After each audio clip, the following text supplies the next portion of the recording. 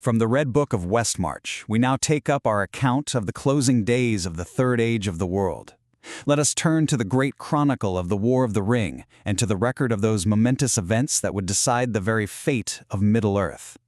You see, these words, spoken by Gandalf Mithrandir, they hold the very heart of the matter. For this story isn't one of mastering fate, but of enduring it. It is a tale of duty and of a hope that somehow burns brightest when all other lights have gone out. And so, our chronicle turns south, to the great white city of Minas Tirith.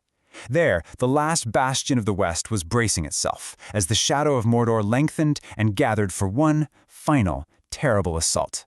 Their arrival, well, it was met with the most dreadful omen. A shadow fell upon the white stone of the city, vast and chillingly cold. It was a ringwraith, you see, a winged messenger of utter despair, and its cry was an unmistakable sign. The days of peace were over. The time of wrath was at hand. The 9th of March. This was the day the scribes of Gondor marked in their calendars. From this day forward, the tides of war would rise, swift and ruinous, against the shores of the realm of men. But within the city's walls, another kind of battle was already being waged. A contest for its very heart in this time of peril, between two great powers. Denethor, son of Ecthelion, the lord and steward of Gondor, and Gandalf, the Grey Pilgrim, counselor in dark times. Now, central to this contest of wills was an ancient and perilous artifact, a palantir, one of the legendary seeing stones. It is said they were the work of Feanor himself, crafted in the Undying Lands back in the First Age. But a terrible danger lay in them, for what they showed could be twisted by a stronger will, and Sauron's will had long been bent upon the stone of Minas Tirith. And here we see two paths diverge so starkly. Denethor, a man of immense pride, looked into that stone and saw only the overwhelming might of the enemy, and he fell into despair. But Gandalf, a wielder of the secret fire, the flame imperishable, held to wisdom and to counsel, choosing to hope, even when all evidence spoke against it. For those with the lore to see it, Denethor's fall wasn't just a personal tragedy. No, it was a terrible echo of a much greater one from the deep past. His despair mirrored the pride of the last kings of Númenor, way back in the Second Age. They, too, were deceived by Sauron, and their pride led them to their doom, bringing about the downfall of their great island kingdom. But you must understand, while despair was taking root in the city, hope was walking a much darker and more forbidding road. Our story now follows Aragorn, son of Arthorn, the heir of Isildur, as he trod a path shunned by the living to answer Gondor's most desperate need. The sheer speed of his journey was the stuff of legend. Just think of it. In barely a week, he passed under the mountains, mastered the army of the Oathbreakers, and sailed up the great river Anduin with a captured fleet, arriving at the absolute height of the battle, just as all seemed lost for the West.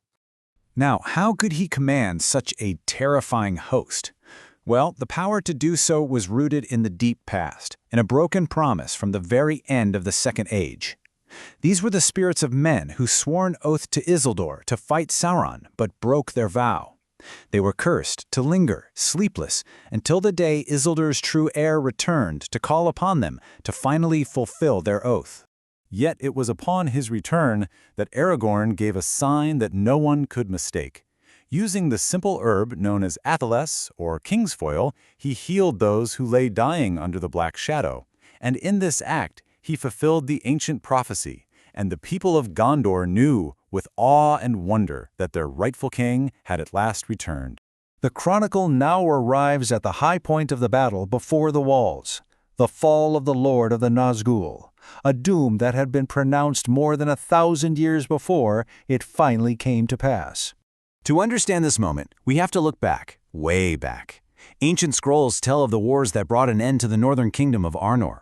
And after the final battle against the fell realm of Angmar, a prophecy was spoken concerning its terrible master, the Witch King. These words were spoken by Glorfindel, an elf lord of immense power and foresight, one who had even returned from Valinor itself. For over a millennium, this prophecy protected the Witch King. You see, he believed it meant that no mortal man could ever slay him. But the words of the Eldar often hold meanings deeper than they first appear.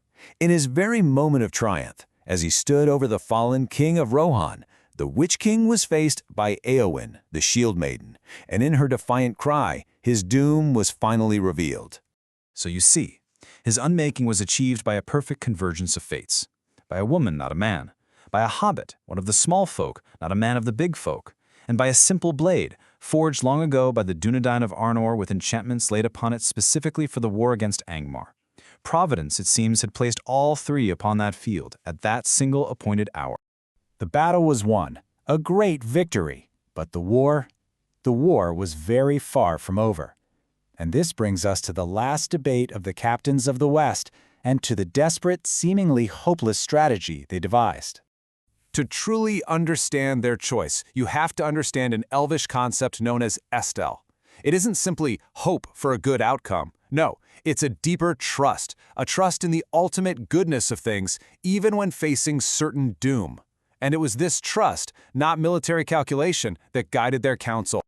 On the surface, it looked like madness, utter folly, but in truth, it was a plan of profound sacrifice. They would march to the Black Gate of Mordor, the Morannon, not for victory, but to offer themselves as a direct challenge. Their one and only aim was to draw the eye of Sauron away from his own land, to empty it of his armies, and grant the Ringbearer one final desperate chance to complete his quest unseen. And the numbers tell the tale of this sacrifice, don't they? Fewer than 7,000 marched under the banners of the West, and from the Towers of the Teeth, a host more than 10 times that number poured forth to surround them. There was simply no hope of a military victory here. And there, just before the battle was joined, the enemy played his final, cruelest card of despair. His emissary, the Mouth of Sauron, came forth and displayed tokens taken from the Ringbearer, a small mithril coat and a hobbit's sword. The purpose was simple, to utterly break their hearts and enslave their wills before the slaughter even began. And yet, they refused him. As the host of the West stood encircled, a tiny island in a sea of foes, their final stand demands that we ask a question that lies at the very heart of this entire chronicle. When all worldly hope is truly lost, what power remains in sacrifice?